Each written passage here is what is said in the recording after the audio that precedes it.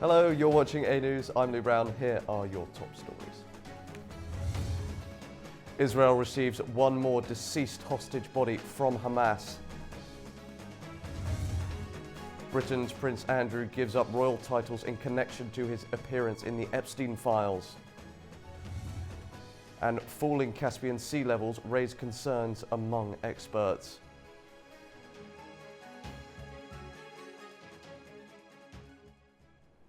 Good afternoon. We're starting with our continued coverage in the Middle East. Israel has received the body of another hostage taken on October 7th, over 2 years ago.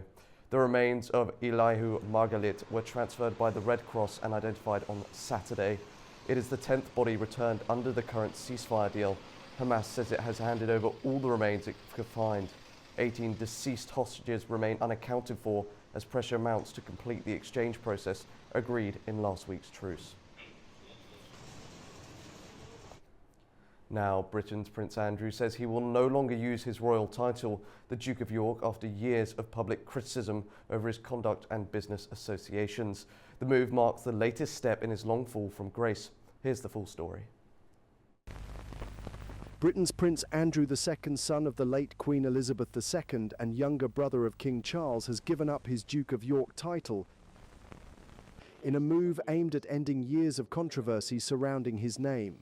Once celebrated as a decorated naval officer and one of the most visible members of the royal family, Andrew's public image has been overshadowed for more than a decade, first by his ties to the late US financier Jeffrey Epstein, and later by financial and diplomatic scandals that shook the monarchy. His decision to relinquish the title marks the clearest sign yet of how far his royal standing has fallen. In 2011, Andrew stepped down as the UK's trade ambassador after revelations about his friendship with the late US financier Jeffrey Epstein, who had been convicted of sex offences. 8 years later, a BBC interview meant to clear his name only fueled public outrage and marked the beginning of his fall from grace. Under increasing pressure, the prince withdrew from royal duties, was stripped of military titles and the use of His Royal Highness. In 2022, he settled a US civil lawsuit brought by Virginia Giuffre while continuing to deny all allegations against him. A YouGov survey shows nearly 2/3 of Britain's support removing Andrew's remaining titles, with just a small minority holding a favourable view of him. This week, in a personal statement, the 65-year-old said the continued accusations had become a distraction from his brother King Charles's work and the royal family's public duties. I have decided, as I always have, to put my duty to my family and country first. With His Majesty's agreement, I will therefore no longer use the title or the honours which have been conferred upon me. Buckingham Palace confirmed the decision was made in consultation with the King and the Prince of Wales. Andrew will remain a prince but will no longer be known as the Duke of York, a title he received from his late mother, Queen Elizabeth II. Looking to international diplomacy, US President Donald Trump met Ukrainian President Zelenskyy at the White House on Friday, discussing military support for Ukraine, including the potential supply of Tomahawk missiles. Our Nick Harper has more from Washington, D.C. The Ukrainian leader Volodymyr Zelenskyy came here to Washington with the hopes of getting his hands on Tomahawk missiles. He's leaving, though, empty-handed. These are the long-range US-made weapons that have the ability to strike far into Russian territory, striking potentially as far as Moscow. And Kyiv has argued for a long time that they need this weaponry to push back against Moscow, that's been carrying out this near-daily bombardment of Ukrainian cities. And of course, if they had those weapons in their arsenal, it could act as leverage to try and force the Russians to the negotiating table. Now, at the start of this week, the US President, Donald Trump, seemed willing to supply those weapons to Ukraine, almost suggesting they could be used as an ultimatum to force Vladimir Putin into a peace deal. But that's all changed, and all changed because of a phone call that took place on Thursday between the US and Russian leader, during which President Putin told President Trump that supplying those weapons to Ukraine would be viewed by the Kremlin as a hostile move and could stand in the way of a peace deal. So, Friday, when Donald Trump sat down with President Zelenskyy, he made it very clear that he thought it would be an escalation providing those weapons to Ukraine. And he spoke about it in those terms, suggesting that it would be an escalation that could have a negative effect. He went on to say that hopefully we will be able to get the war over with without thinking about tomahawks. He said, I think we're fairly close to that. He said it would be a big escalation. But he also said that the US needed the tomahawks because there could be a situation where the US needed to protect itself. He had spoken in the last 24 hours about this idea of depleting US stockpiles. It seems to be an excuse really for handing over those weapons, something that the US president now seems very wary about. But what has also changed is that Donald Trump, during that phone call with President Putin, agreed that the two men would meet in Budapest, the Hungarian capital. Donald Trump said in the next few weeks or so. So President Putin has forced a meeting, but also with that conversation killed off a potential deal where the US would supply Tomahawk missiles to Ukraine. It's not clear if that summit in Budapest will produce any results, a ceasefire or a peace plan. Remember, the two leaders met in Alaska in August, and at the time Donald Trump seemed to suggest that a ceasefire was just around the corner, and of course that has not happened.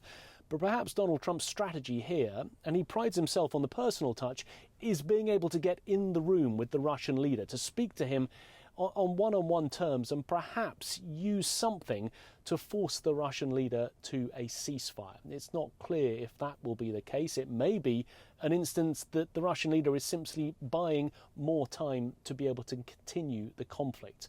But of course, for the Ukrainian leader, it has meant almost a wasted mission to Washington, not getting what he wanted during those conversations on Friday at the White House with the US president. Nick Harper for A News in Washington, D.C. Following this meeting, US President Donald Trump is set to meet with his Russian counterpart Vladimir Putin in the coming weeks, with Hungary emerging as the likely place to hold talks. Do you have a timeline or a date set for when? I would say within 2 weeks or so. Pretty quick. Donald Trump and Vladimir Putin are set to meet in the coming weeks, with Hungary suggested as the likely location for the summit. The announcement follows a phone call on the 16th of October, described as productive, where both leaders agreed to discuss the ongoing war in Ukraine. Trump and Putin's relationship has long combined personal diplomacy with strategic tension. Early meetings like Hamburg in 2017 showed polite engagement, while Helsinki in 2018 exposed sharp disagreements. President Trump's stance on Crimea is well known, and he sticks to it. He speaks about illegal attaching of Crimea to the Russian Federation. We have a different point of view. We think that we held a referendum in strict compliance with the international legislation and the United Nations Charter. For us, for the Russian Federation, this question is closed.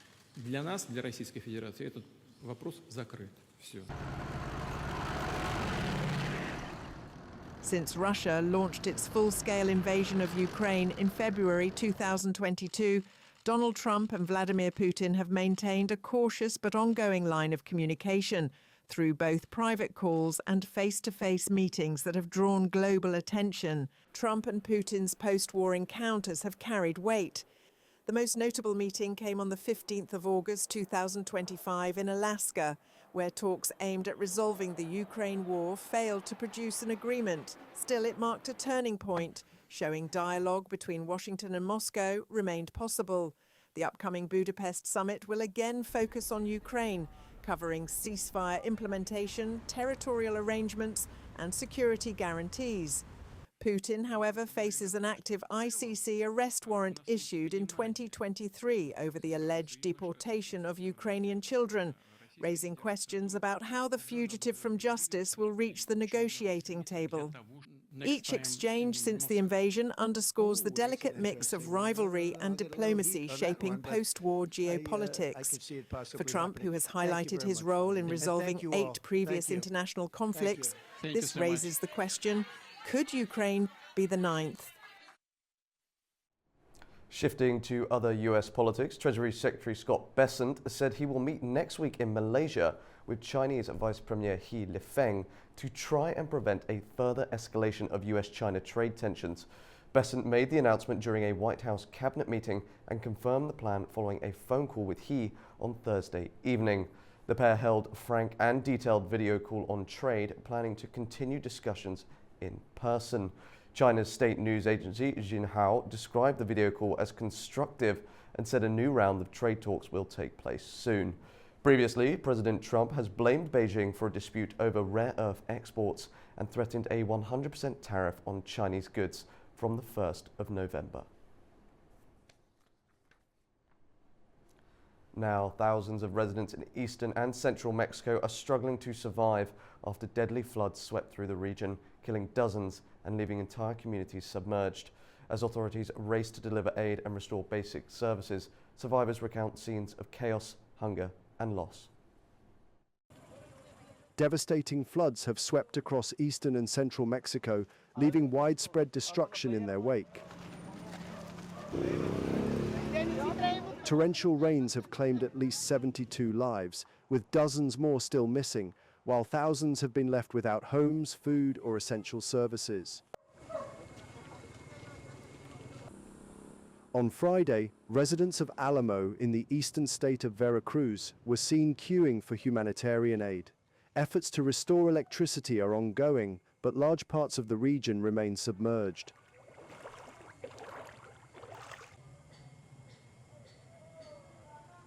Total chaos, everyone without food, without water, without anything or anywhere to sleep.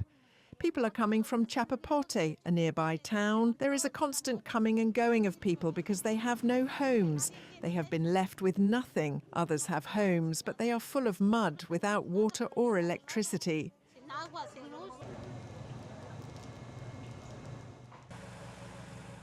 President Claudia Sheinbaum said the floods and landslides, which began last week, have affected 5 states: Veracruz, Hidalgo, Puebla, Querétaro, and San Luis Potosí.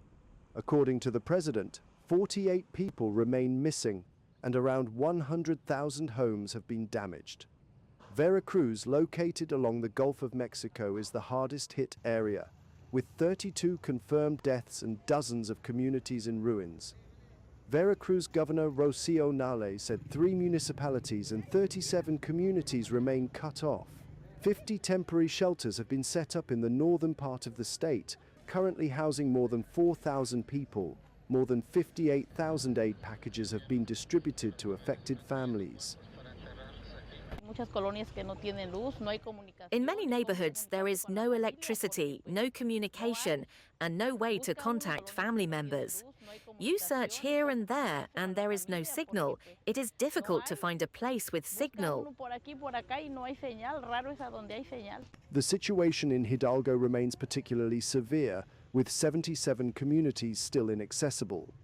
Communication had been lost with 288 villages earlier in the week, but contact has since been re-established with 161 of them. Here you see people who you never thought would ever go through this, and faced with the situation, they lose their sense of shame. I mean, it's no longer out of choice. It's out of necessity that they come here for a bottle of water, a loaf of bread, a plate of food. Nearly 9,000 personnel, including Army, Navy and civilian workers, have been deployed in rescue and reconstruction operations across the 5 states. President Sheinbaum is expected to visit the affected areas over the weekend.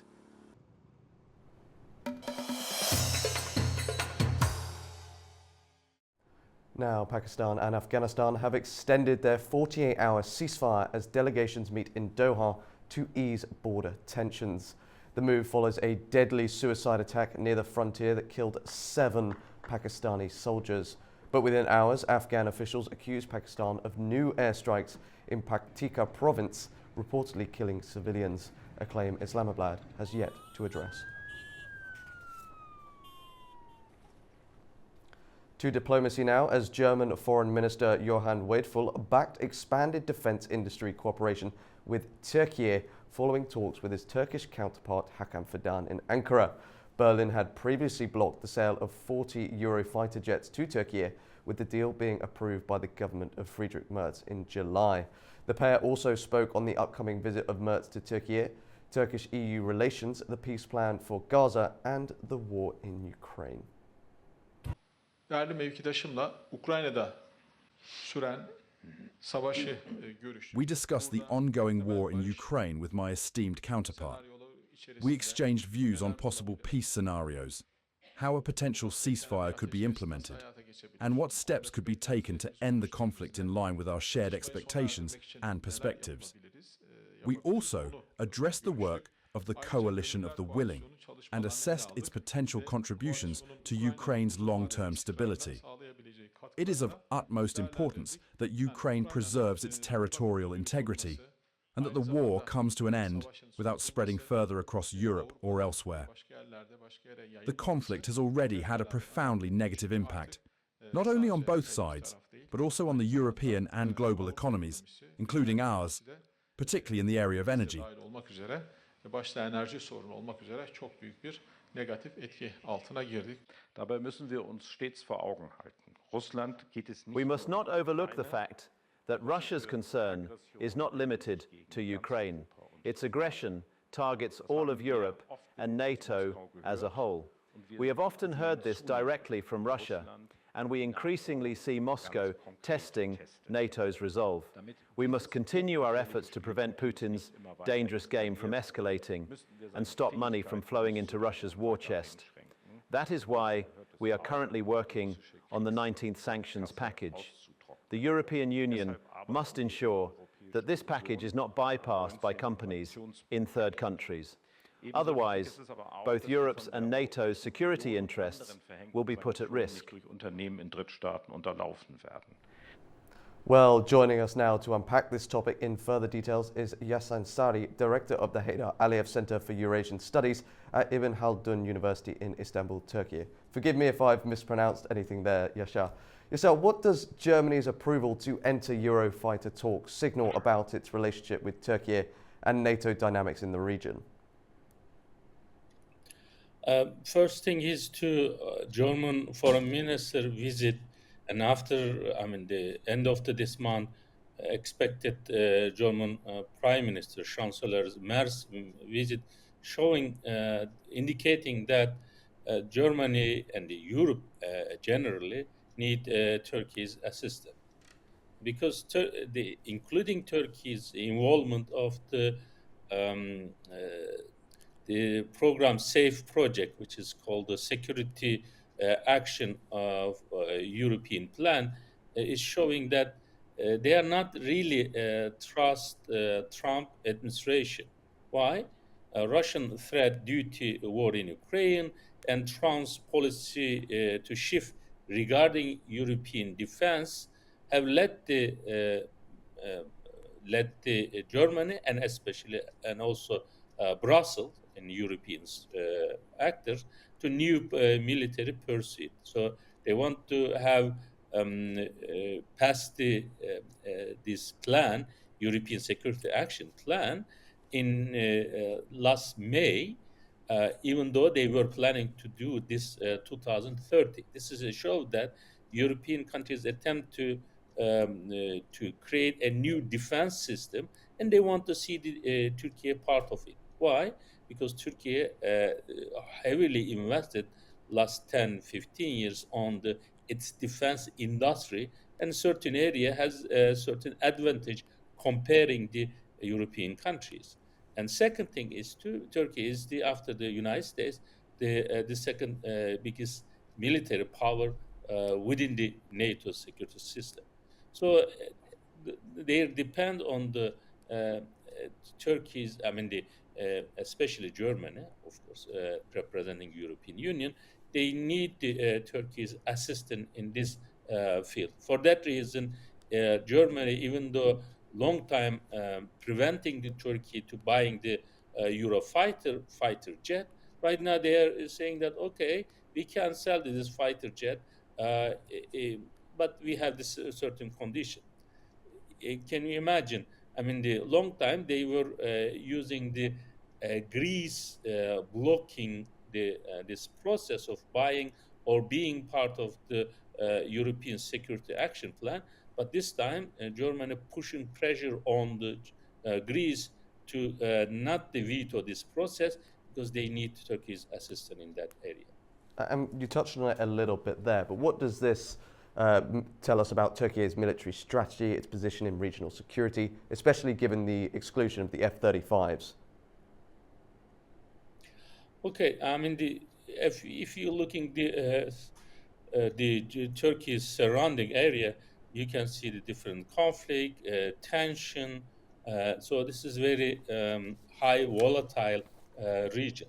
So Turkey need to have the strong military, or spending a lot of its financial resources for this to secure its territory.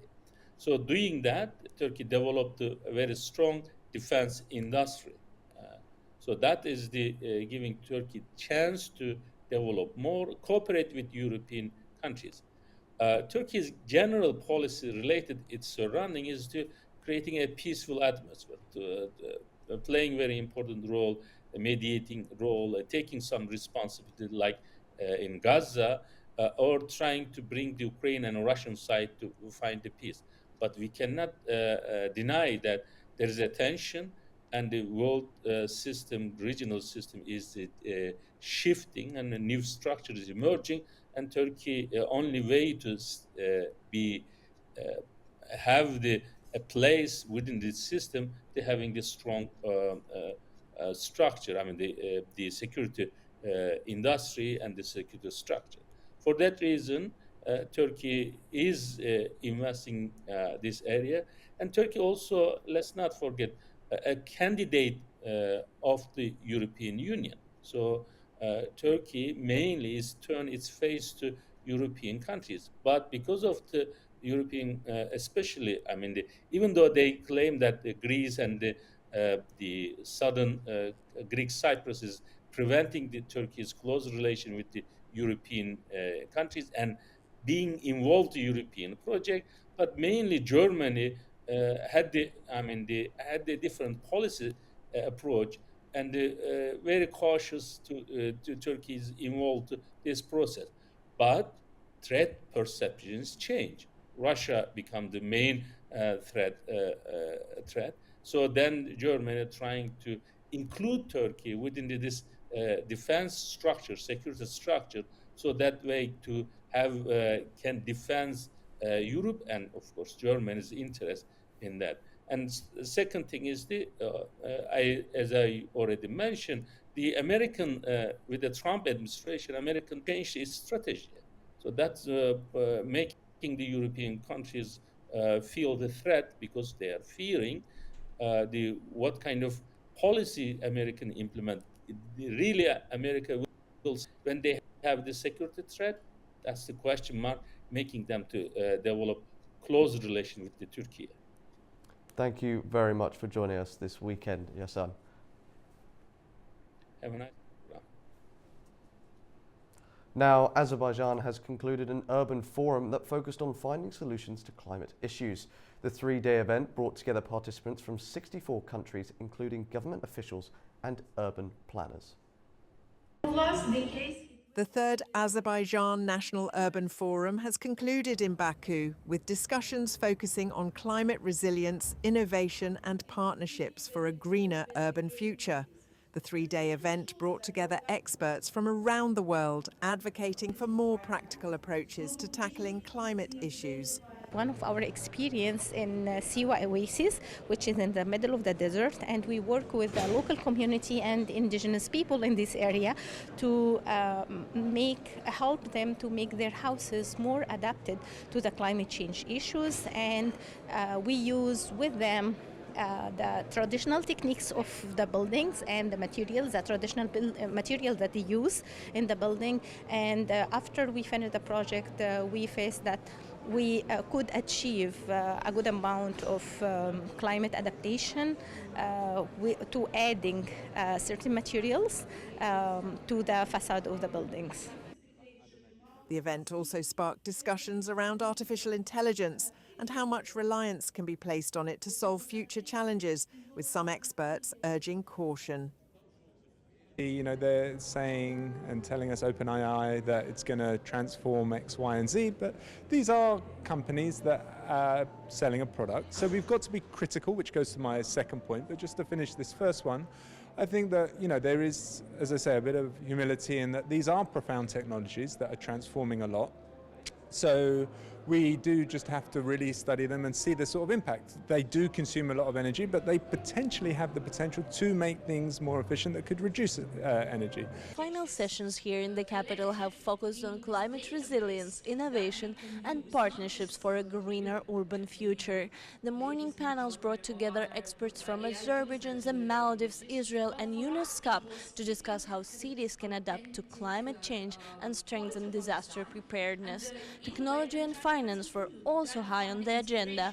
Speakers from Iran, the European Bank for Reconstruction and Development and the Asian Development Bank shared insights on how innovation and new investments model can accelerate urban transformation. Closing discussions of the forum focused on regional cooperation and intersectoral partnerships. They also highlighted Azerbaijan's growing role as a bridge between local experience and global urban initiatives ahead of the World Urban Forum 13 in Baku next May. Over 3 days, NUFET 3 had brought together more than 1,200 participants from 64 countries, uniting government officials, urban planners and international organizations in shaping the cities of tomorrow. Sabina Abubekirova, A News. Looking to regional politics, Georgia's parliament has passed a set of highly controversial laws that restrict political rights and toughen penalties for protests. Supporters of the bills say they protect stability, but critics warn that they could silence opposition and push Georgia further from Europe. Our Nini Nikolashvili has more. In a late-night session in Tbilisi, lawmakers from the ruling Georgian Dream Party voted unanimously to approve a sweeping package of amendments critics are calling the most repressive in years. The new laws ban members of any political party dissolved by the Constitutional Court from holding public office, running in elections, or even joining another party. Those who try to help them by admitting them to a party or accepting donations face criminal fines. At the same time, Georgia's protest rules have been rewritten. Covering one's face, blocking roads, or setting up temporary structures during demonstrations can now lead to up to 15 days in detention, 20 for organizers. Repeat offenses become criminal, with possible prison terms of up to 2 years. Even minors could face prosecution. The government insists that these measures are about order and security. Georgian Dream officials argue that they are needed to stop what they describe as foreign-backed attempts to destabilize the country. But rights groups and opposition parties say the laws are designed to intimidate protesters and eliminate political rivals.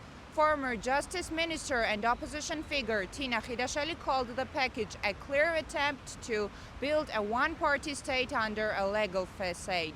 Legal analysts warn that the vague wording of the amendments gives authorities broad powers to target critics at will, echoing earlier warnings from the Venice Commission and Human Rights Watch about shrinking civic space in Georgia. Western diplomats have also expressed concern that the legislation could further distance the country from its stated goal of joining the European Union and NATO.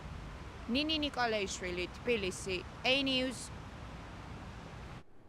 Turning to environmental news, the Caspian Sea is shrinking faster than ever before.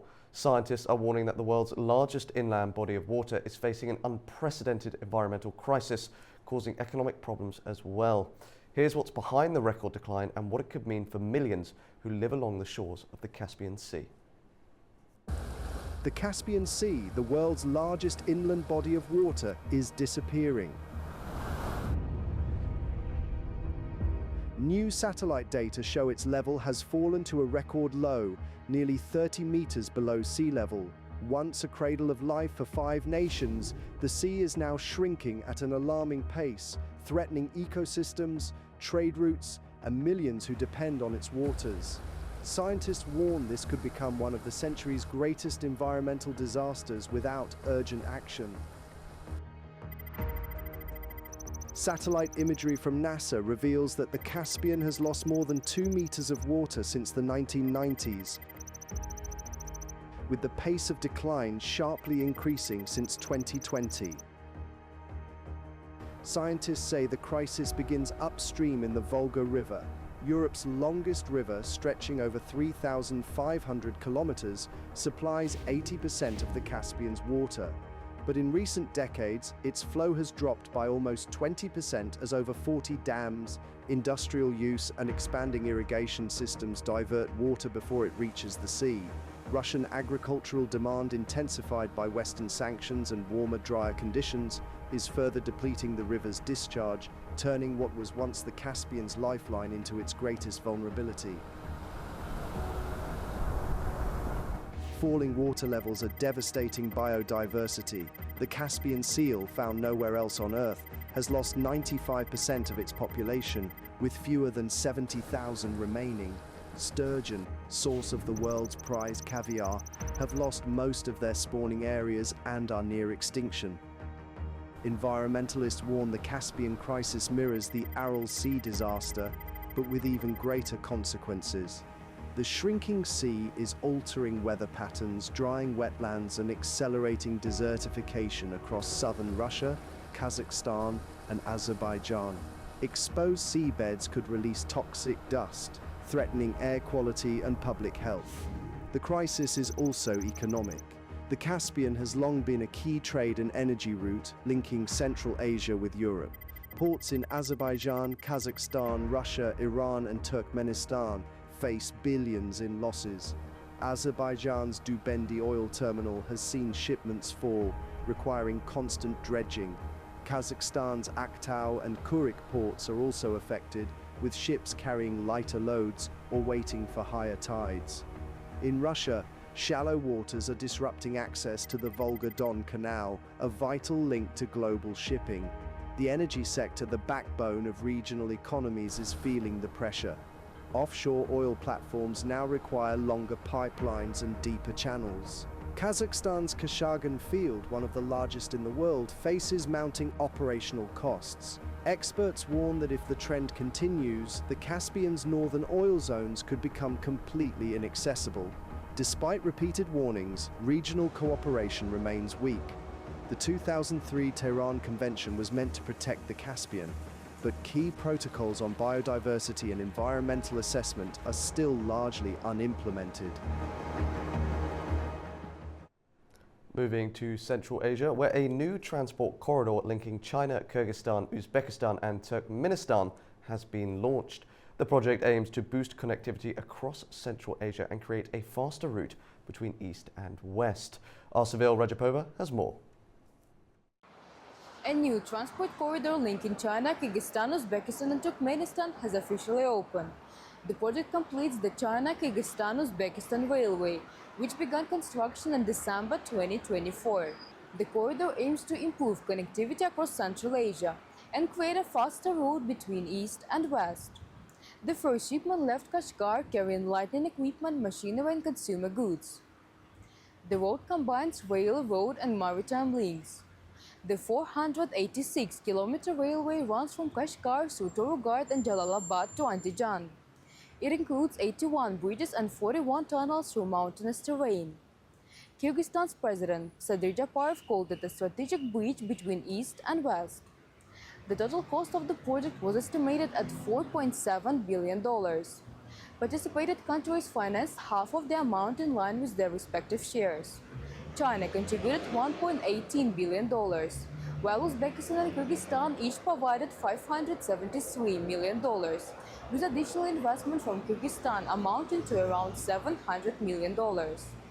The remaining $2.35 billion was covered through a non-commercial loan extended by the Chinese side. The railway is expected to carry up to 5 million tons of cargo annually by 2035, with over half as transit freight. Goods will continue from Andijan through Turkmenistan to Turkmenbashi port, then across the Caspian Sea to Turkey and Europe. Experts say the corridor will reduce transport costs, shorten delivery times, and offer Central Asia an alternative to northern roads through Russia and Kazakhstan. Iris Sividvajapova reporting from Tashkent, Uzbekistan, A News. Staying in the region, a wave of panic swept through the Kyrgyz capital, Bishkek, after a video threatening school children went viral on messaging apps. Authorities have deployed additional police forces to schools and strengthened security at Manas International Airport. Several schools temporarily switched to online classes as all reports and alerts are being thoroughly checked. Police later confirmed the threat was false, but the incident has raised concerns about digital security and public trust. Fariza Kalimuzina reports. Bishkek was gripped by panic after a video spread on messaging apps showing a young man threatening school children with violence. Within minutes, it flooded parents' and teachers' chats, sparking rumors of bomb threats and forcing several schools to move online. Police reacted quickly, sealing off the schools mentioned in the messages and checking every building. And by midnight, they confirmed there were no explosives and that the threat was false. But the incident showed how quickly fear can spread in the digital space. The suspect was identified as a foreign citizen born in 2005. Kyrgyz and Russian officials say he has been wanted internationally since last year on Russian charges of so-called telephone terrorism. According to Kyrgyz media, he has been linked to several Russian investigations since 2021, allegedly coordinating online groups that encouraged attacks on schools. Local police believe the video that caused panic in Bishkek was uploaded through foreign servers. By the time it reached the city, the messages were spreading fast with new and unverified claims, adding to the confusion. Even after police confirmed there was no real danger, many parents said they couldn't sleep. Meanwhile, experts say such incidents are information attacks not aimed at physical harm, but designed to spread fear and uncertainty. No one was injured, but the emotional toll was heavy. Kyrgyz police are now working with international partners to track down the suspect, whose location remains unknown, and his presence on Kyrgyz territory has not been recorded. Fariza Kalimuzina, Almaty, A News. Thank you for joining me. That's your news update for now. Make sure you stay tuned to A News for more.